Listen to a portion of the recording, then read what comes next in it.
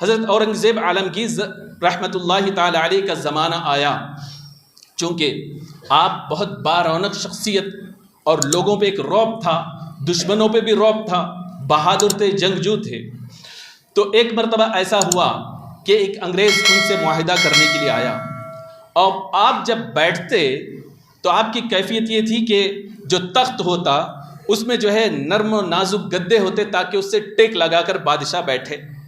لیکن حضرت اورنگزیب عالمگیر رحمۃ اللہ تعالی علیہ اس شان سے بیٹھتے کہ آپ جو ہے ایک دم جیسے دشمنوں سے جو ہے آنکھ لڑا رہے ہوں، اور کبھی اس سے ٹیک نہیں لگاتے، اور باروب شخصیت تھی.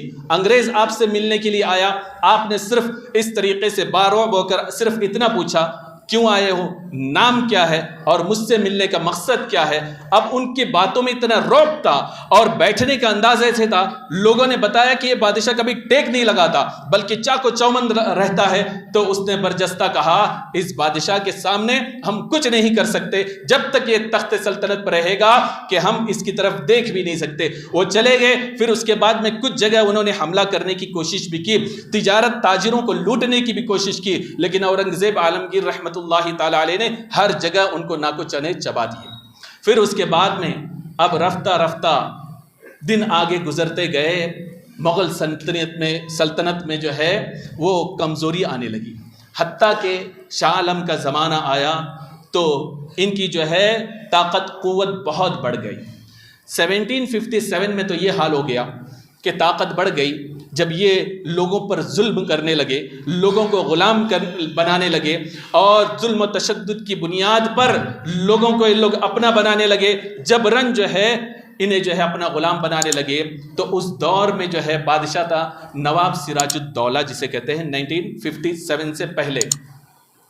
تو ان کے دادا جن کا نام علی تھا، انہوں نے اسے باپا، لوگوں کو جو ہے جگایا، اور پھر آخرکار نواب سراج الدولہ نے سوچا کہ جب تک ان کو اس سرزمین سے نہ نکالا جائے بنگال سے، تب تک ہم سکون سے نہیں بیٹھ سکتے. لہذا اس نے اپنے فوج کو جمع کیا. تقریباً 50,000 کی فوج ایک طرف انگریز لڑنے کے لیے آئے. تو آپ کو حیرت ہوگی ان کے پاس تقریباً 3,000 فوج تھی.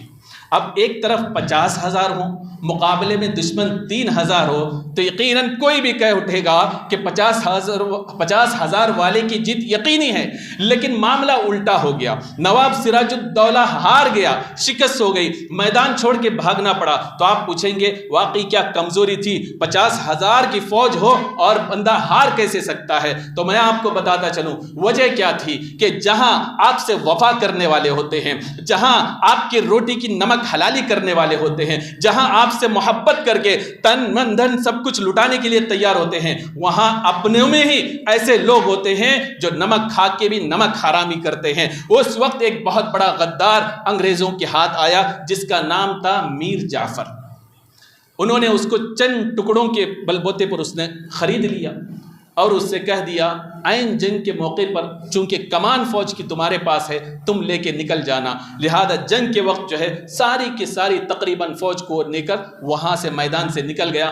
تھوڑی سی فوج رہی اور شکست کھا گئی، یہاں تک کہ اب میر جو ہے جعفر وہ بادشاہ بن گیا بنگال کا. انگریزوں نے اسے بٹھایا اور چن چن کے جو نواب سراج الدولہ کے تھے، اس کے جو ہے بیگمات تھے، انہیں جو ہے زہر دے کے انہیں شہید کرنا شروع کیا، اور کچھ تھے جنہیں دریا کے بیچ میں ان کو ڈبونا شروع کیا. اور پھر نواب سراج الدولہ کو بھی پکڑا. گرفتار کرنے کے بعد اس سے پوچھا آخری خواہش کیا ہے؟ اس نے کہا جان بخش دو، یہی میری آخری خواہش ہے. کہا یہ تو نہیں ہو سکتا. اس نے کہا کہ مجھے وضو کے لیے پانی دے دو، میں 2 رکعت نفل نماز ادا کروں سکون سے، اس کے بعد جو ہے مجھے قتل کرنا ہو قتل کر دینا، شہید کر دینا. اب اس کی مانگ کو انہوں نے پوری تو کی، لیکن اس طریقے سے وہ برداشت نہیں کر سکتے تھے کہ یہ بندہ سجدہ بھی کرے.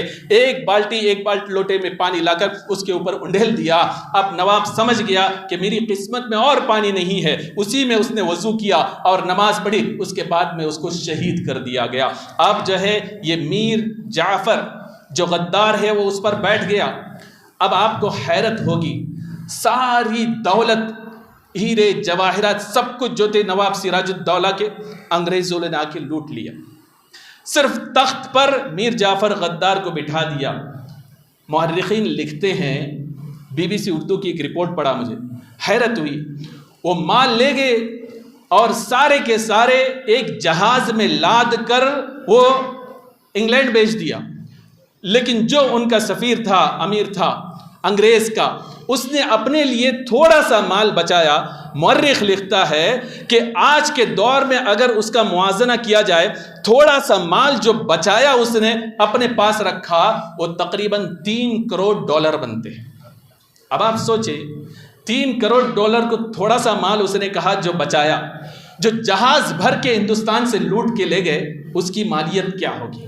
وہ میں آگے تبصرہ کروں گا. الغرض اب انہوں نے جو ہے اس کو یہ کرنے کے بعد ان کے جو ہے پورا بنگال، اڑیسہ، یہ سارا ان کے قبضے میں آ گیا. اور پھر جو ہے ان کی جو ہے اس طریقے سے ظلم و ستم اور بڑھنے لگا.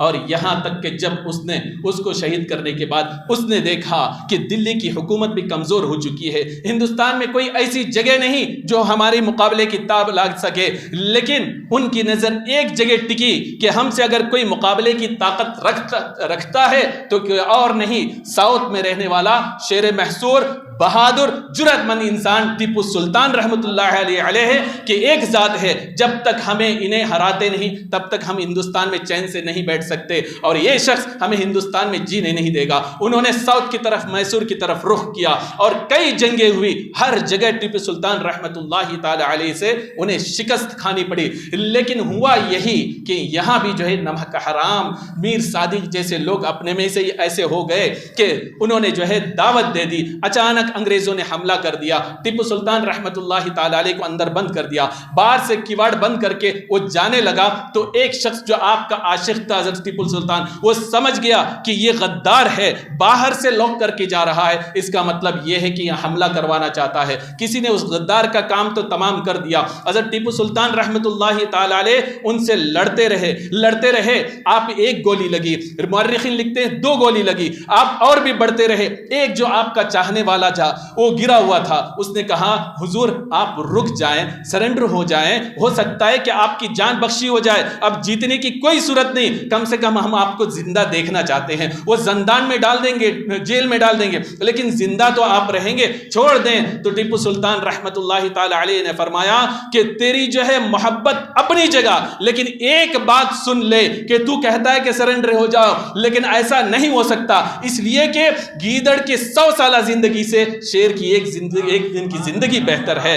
آپ نے یہ کہا اور ان کی طرف بڑھے، یہاں تک کہ آپ شہید ہو گئے. روایتوں میں یہاں تک آتا ہے، حضرت شاہ تراب الحق صاحب علیہ رحمت سے میں نے خود سنا، آپ فرماتے ہیں کہ آپ کو دفنایا گیا اور رعب اتنا تھا کہ انگریز آپ کے قریب نہیں آ سکے. انگریز جنرل اس کے بعد کئی دن بعد آپ کی قبر مبارک پر آیا، آ کے دیکھا، تھوڑی دیر بعد میں اس کے چہرے کا رنگ اڑ گیا اور وہاں سے وہ بھاگ گیا. کسی نے پوچھا آیا تھا کچھ کہنے کے لیے، لیکن بغیر کہے تو جو ہے مزار کے پاس سے بھاگ گیا، تیرے چہرے کا رنگ اڑا ہوا ہے، تو کیا ایسی کیا وجہ ہے؟ تو کہتا ہے کوئی اور وجہ نہیں ہے کہ میں تو یہ سمجھ رہا تھا کہ ٹیپو سلطان کو ہم نے مار دیا، لیکن قبر کو دیکھتا ہوں تو آپ بھی ایسا لگ رہا ہے کہ ٹیپو ہے کہ تلوار لے کے میرے سامنے کھڑا ہے. یعنی زندہ ولی تھے. اور بعض مورخین نے لکھا کہ اپنے وقت کے وہ قطب الزماں تھے.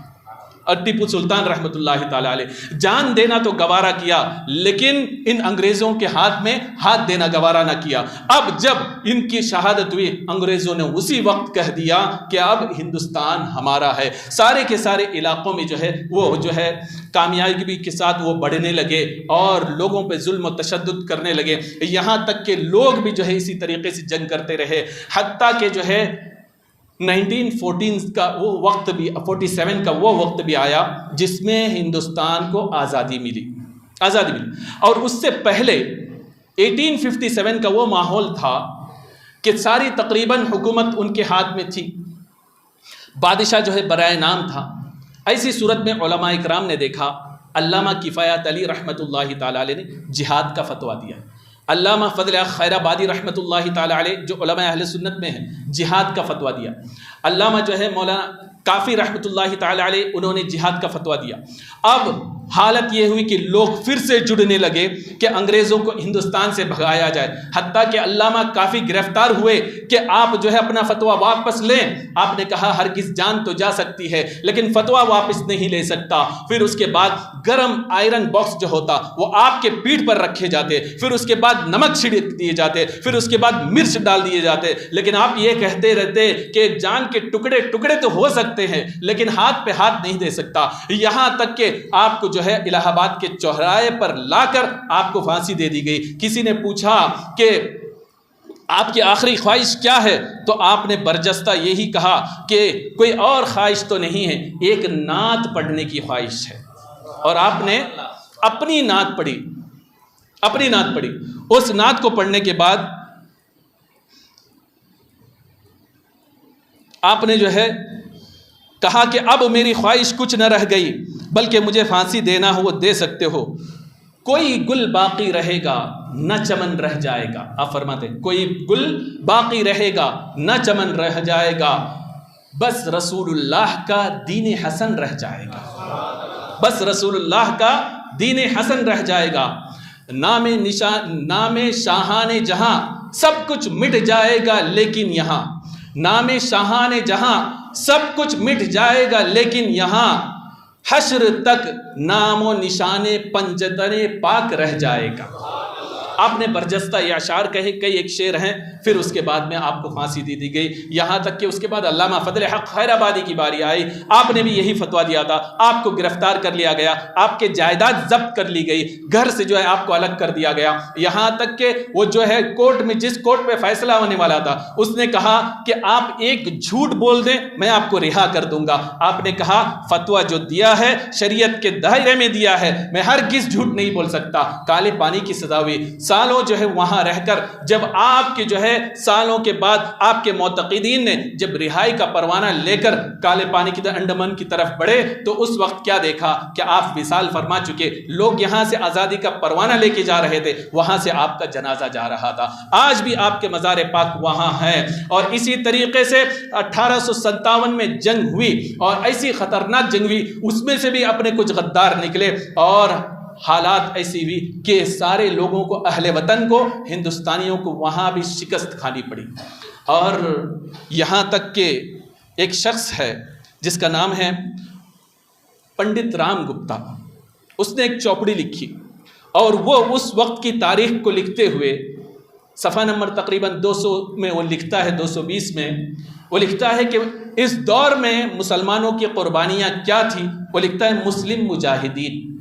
اس طور پر وہ لکھتا ہے کہ اس کے بعد حالت یہ ہوئی کہ لوگوں کو پکڑ پکڑ کر، خصوصاً علماء کو پکڑ پکڑ کر قتل کرنا شروع کر دیا۔ وہ کہتا ہے کہ دلی سے لے کر میرٹھ تک کوئی ایسا درخت نہیں جس میں جو ہے علماء کو نہ لٹکایا گیا ہو، پھانسی نہ دی گئی ہو۔ تقریباً 55,000 علماء کو اس دور میں انہوں نے شہید کیا، اور مسلمانوں کو پکڑ کر اہل وطن کو جو کیا اور اس جو خصوصاً مسلمانوں کو شہید کیا، یہ رام گپتا کہتا ہے تقریباً 5 لاکھ لوگوں کو انگریزوں نے شہید کیا۔ اب سوچئے کتنی بڑی جنگ تھی وہ، اور پکڑ کے ان کا جو ہے ان کی جائیدادیں ضبط کی گئی۔ اس طریقے سے یہ جو ہے زمانہ بھی گزر گیا، اور پھر اس کے بعد میں جو ہے آزادی ملی تو 1947 میں ملی۔ لیکن جب آزادی ملی اس وقت ہندوستان میں کیا تھا؟ ہندوستان کی جو دولت جو چھوٹی سی تھی وہ بھی جو ہے $3 کروڑ کی ایک جگہ سے بنگال سے جو ہے انہوں نے چھینا تھا، وہ اتنی بڑی ہے۔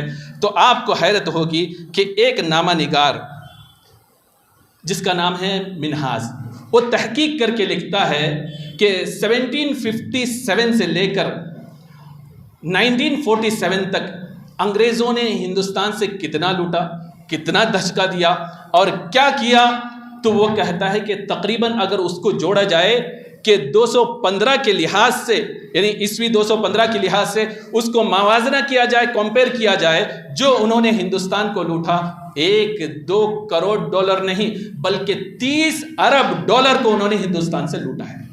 اب آپ سوچیں آج اگر وہ دولت انڈیا میں ہوتی تو ہندوستان کی حالت کیا ہوتی؟ حالت کیا ہوتی؟ اب تو حالات سب جانتے ہیں، ریزرو بینک بھی صاف ہو گیا ہے، وہ دولت ہوتی تو شاید وہ بھی صاف ہو جاتا. لوگوں کا حال یہ ہے.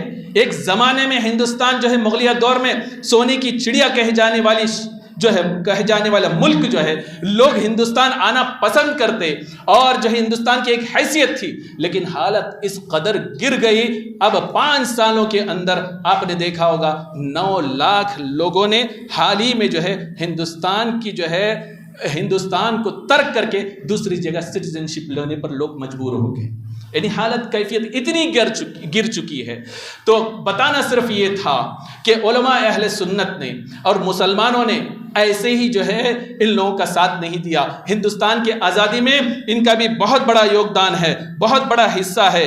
یہاں تک کہ اتنا حصہ ہونے کے باوجود لاکھوں لوگ اپنی جانوں کو انہوں نے قربان کیا، ان کی جائیدادیں ضبط ہوئی، سب کچھ ہوئی، لیکن وہ ڈٹے رہے اور اس طریقے سے ڈٹے رہے کہ وہ یہی کہتے رہے کہ اتنا سب کچھ کرنے کے باوجود کہ ہمارا حال یہ ہے کہ ہمارا بھی نام و نشان مٹانے کی کوشش کی جا رہی ہے، ہمیں بھی غدار ثابت کرنے کی کوشش کی جا رہی ہے. اس لیے شاعر یہ کہتا ہے ہماری جو ہے محبت کا ہندوستان سے حال کیا ہے. وہ کہتا ہے غلط الزام ہے ہم پر کہ ہم وفاداری نہیں کرتے.